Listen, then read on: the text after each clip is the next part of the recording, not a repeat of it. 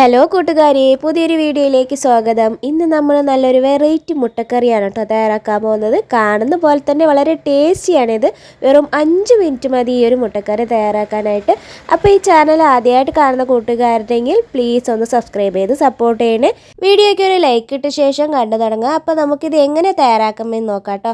അപ്പോൾ നമുക്കിതിനൊരു മസാല പൊടിക്കാനുണ്ട്. അതിന് വേണ്ടിയിട്ട് ഞാൻ ചീനച്ചട്ടി അടുപ്പത്ത് വെച്ചിട്ട് ഫ്ലെയിം ഓൺ ചെയ്തൊന്ന് ചൂടായിട്ട് വരുമ്പോൾ ഒരല്പം കുരുമുളകും ഒരു നുള്ളു പെരിഞ്ചീരകവും പിന്നെ അതിലും കുറവായിട്ട് ഒരു പൊട്ട് മാത്രം നല്ല ജീരകവും ചേർത്ത് കൊടുത്തിട്ടുണ്ട്. പിന്നെ ഒരു ഏലക്കയും ചേർത്ത് കൊടുക്കുന്നുണ്ട് കേട്ടോ. പിന്നെ ഞാൻ ചേർക്കുന്നത് 3-4 വറ്റൽമുളകാണ്. അപ്പോൾ ഇത് കളറ് നല്ല ഉണ്ട്, ഇതിന് എരിവും കുറവാണ്. എരിവ് കുഴപ്പമില്ല, അപ്പോൾ നിങ്ങളുടെ എരിവിനനുസരിച്ചിട്ട് ചേർത്താൽ മതി. ചില മുളകിന് ഭയങ്കര എരിവായിരിക്കും കേട്ടോ. ഇത് അത്യാവശ്യം എരിവുണ്ട്. പിന്നെ നിങ്ങളുടെ കറിക്ക് അനുസരിച്ചിട്ടുള്ള അളവെടുത്താൽ മതി. കാരണം നമുക്ക് മുട്ടക്കറിയൊക്കെ ആകുമ്പോൾ ഒരുപാട് എരിവ് ഇല്ലാതിരിക്കുന്നതാണല്ലോ നല്ലത്. ഇത് നമുക്ക് സിമ്മിലിട്ടിട്ട് നന്നായിട്ട് ഒന്ന് മൂപ്പിച്ചെടുക്കാനുണ്ട് കേട്ടോ. അപ്പോൾ ഞാൻ കുറച്ച് കറിവേപ്പിലയും കൂടി ചേർത്ത് കൊടുത്തിട്ടുണ്ട്.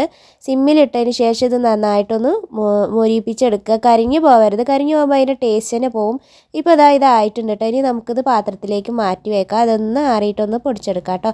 അപ്പോൾ ഇത് നന്നായിട്ട് പൊടിച്ചെടുത്തിട്ടുണ്ട്. ഞാനപ്പോൾ അതിൽ നിന്ന് ഒരു 2 വറ്റൽമുളക് മാറ്റിയിട്ടുണ്ട് കേട്ടോ. കാരണം നല്ലൊരു എരിവുള്ള മുളകായതുകൊണ്ട് നല്ല എരിവ് തോന്നുക മസാലയ്ക്ക്, അതുകൊണ്ടാണ്. പിന്നെ നോമ്പ് തുറക്കുമ്പോൾ അല്ലേ നമ്മൾ ഉണ്ടാക്കുന്നത്, അതുകൊണ്ട് അധികം എരിവും പറ്റില്ലല്ലോ. അപ്പോൾ നിങ്ങളുടെ എരിവിനനുസരിച്ച് ചേർക്കാം കേട്ടോ. അപ്പോൾ ഞാനിനി ഒരു കുക്കർ എടുത്തിട്ട് ഫ്ലെയിം ഓൺ ചെയ്ത് കുറച്ച് വെളിച്ചെണ്ണ ചേർത്ത് കൊടുത്തിട്ടുണ്ട്. ഇനി ഒരു വലിയ 2 സവാള എടുത്തിട്ട് നന്നായിട്ട് ചെറുതായിട്ട് അരിഞ്ഞു കൊടുത്തിട്ടുണ്ട്. ഇനി അതിലേക്ക് വെളുത്തുള്ളി ഇഞ്ചി ചതച്ചതും ചേർത്ത് കൊടുത്തിട്ടുണ്ട്. ഇനി കുറച്ച് ഉപ്പും ചേർത്ത് കൊടുത്തിട്ട് നന്നായിട്ടൊന്ന് ഇളക്കുക കേട്ടോ. അപ്പോൾ ഇത് നമ്മൾ കുക്കറിൽ വേവിക്കാൻ പോവുകയാണ്. അപ്പോൾ നമുക്ക് ആ ഉള്ളി വേവുന്ന സമയം ഒന്ന് ബ്രൗൺ കളറായി കിട്ടണം ഈ ഒരു ഉള്ളി. അപ്പോൾ ആ വേവുന്ന സമയം നമുക്കൊന്ന് ലാഭിക്കാം. അപ്പോൾ ഇത് വെച്ചിട്ട് നമുക്കൊന്ന് ഒരു 2 വിസിൽ കൊടുത്താൽ മതി. അപ്പോൾ തന്നെ നന്നായിട്ട് ബ്രൗൺ കളറായി കിട്ടും കേട്ടോ. അപ്പോൾ ആവിയൊക്കെ പോയി തുറന്ന് നോക്കിയപ്പോൾ കണ്ടില്ല, നന്നായിട്ട് തന്നെ ബ്രൗൺ കളറായി കിട്ടും. ഇങ്ങനെ ഈ ഒരു കളറാവണമെങ്കിൽ നമുക്ക് ഒരുപാട് നേരം വേണം. അപ്പോൾ ഈ നോമ്പ് തുറക്കുന്ന പരിപാടീൻ്റെ ഇടയിലൊന്നും നമുക്ക് ഈ പരിപാടി നടക്കില്ല, വഴറ്റി കൊടുക്കാനുള്ളത്. അപ്പോൾ ഇങ്ങനെ ചെയ്താൽ പെട്ടെന്ന് വഴന്ന് കിട്ടും കേട്ടോ, നല്ല കളറായി കിട്ടും.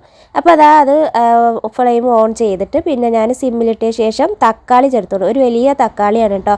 അതൊന്ന് മിക്സിയിൽ ഒന്നൊന്ന് കറക്കിയെടുക്കുക. അപ്പോൾ ഒന്ന് ക്രഷ് ചെയ്ത പോലെയാവും, ഒന്ന് ജ്യൂസ് പോലെയാവും. അപ്പോൾ അതൊന്ന് ചേർത്ത് കൊടുത്തിട്ട് നന്നായിട്ട് ഒന്ന് മൂപ്പിച്ചെടുക്കണം. തക്കാളിയുടെ പൊടിയൊക്കെ ആ ഒരു പുളിയൊക്കെ മാറുന്ന വരെ ഒന്ന് മൂപ്പിച്ചെടുക്കുക. എന്നിട്ട് അതിന് ശേഷം നമ്മൾ പൊടിച്ച് വെച്ച മസാല ചേർത്ത് കൊടുക്കുക കേട്ടോ.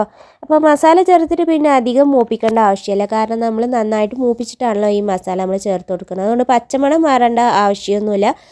അപ്പോൾ ഒന്ന് ചെറുതായിട്ടൊന്ന് ഇളക്കി കൊടുത്ത് എല്ലാവരെയും ഒന്ന് മിക്സ് ആക്കി കൊടുക്കുക. എന്നിട്ട് നമുക്ക് ആ കറിക്ക് വേണ്ടിയിട്ടുള്ള വെള്ളം ചേർത്ത് കൊടുക്കുക കേട്ടോ. അപ്പോൾ ഇത് നന്നായിട്ട് തിളച്ച് വന്നിട്ടാണ് നമ്മൾ മുട്ട ചേർത്ത് കൊടുക്കുന്നത്. അപ്പോൾ മുട്ട നമ്മൾ വേവിച്ച് വേറെ വെച്ചിട്ടുണ്ട് കേട്ടോ അതിൻ്റെ ഇടയിൽ. അപ്പോൾ ഇത് നന്നായിട്ട് ഒന്ന് ഇളക്കിയിട്ട് ഇനി ആവശ്യത്തിന് ഉപ്പ് വേണമെങ്കിൽ അതും ചേർത്ത് കൊടുക്കുക. അപ്പോൾ നമ്മൾ ഉപ്പ് അധികം ചേർത്തിട്ടില്ല. ഉപ്പ് ഇപ്പോൾ കുറച്ച് ചേർത്ത് കൊടുത്തിട്ടുണ്ട്. അപ്പോൾ ഉപ്പും കൂടി ചേർത്തിട്ട് നന്നായിട്ടൊന്ന് ഇത് തിളച്ച് വന്നോട്ടെ. അപ്പോൾ അതിൻ്റെ ഇടയിൽ മുട്ട ഞാൻ ഇതേപോലെ പകുതിയാക്കി എടുത്തിട്ടുണ്ട് കേട്ടോ. ഒരു 2-3 മുട്ടയാണ് എടുത്തിരിക്കുന്നത്. അപ്പോൾ കറി നന്നായിട്ട് തിളച്ച് വരുന്നുണ്ട്. തിളച്ച് വരുമ്പോൾ നമുക്കതിലേക്ക് മുട്ട ചേർത്ത് കൊടുക്കാം കേട്ടോ. അപ്പോൾ മുട്ട ഓരോന്നായിട്ട് ചേർത്ത് കൊടുക്കുന്നുണ്ട്. ഇനി അത് അധികം നന്നായിട്ട് ഇളക്കേണ്ട ആവശ്യമില്ല കേട്ടോ, പൊടിഞ്ഞു പോകും. അപ്പോൾ നമ്മൾ ഇതിലേക്കൊന്ന് മസാലയൊക്കെ എല്ലാവിടെയും ആകുന്ന രീതിയിൽ ഒന്ന് എല്ലാ മുട്ടയിലും ഒന്ന് ചേർത്തി കൊടുക്കുക. അപ്പോൾ ഇതിൽ കൂടുതൽ മുട്ട എടുത്തിട്ട് കറി വയ്ക്കുന്നവരാകുമ്പോൾ ഇതിൻ്റെ അളവൊക്കെ ഉള്ളിയുടെയും മസാലയുടെയൊക്കെ അളവ് കൂട്ടിയെടുക്കുക കേട്ടോ. എന്നാലും ആ ടേസ്റ്റ് ഉണ്ടാവുള്ളൂ. എരിവ് അധികം ഇല്ലാതിരിക്കുന്നതാണ് നല്ലത്. അപ്പോൾ ഇത് ആ മുളകിൻ്റെ ആ ഒരു കളറാണ് കേട്ടോ എരിവ് തോന്നുന്നത്. പിന്നെ നമ്മൾ കുരുമുളക് ഇടുന്നുണ്ടല്ലോ, അപ്പോൾ അധികം എരിവ് വേണ്ടാതിരിക്കുന്നതാണ് നല്ലത്. അപ്പോൾ ഇതൊന്ന് വേവാൻ വേണ്ടിയിട്ട് നമ്മൾ ആ മസാല പിടിക്കാൻ വേണ്ടിയിട്ട് കുക്കറൊന്ന് വെറുതെ ഒന്ന് അടച്ച് വെച്ചിട്ടുണ്ട്. ഒരു ചെരിച്ചൊന്ന് അടച്ച് വയ്ക്കുക.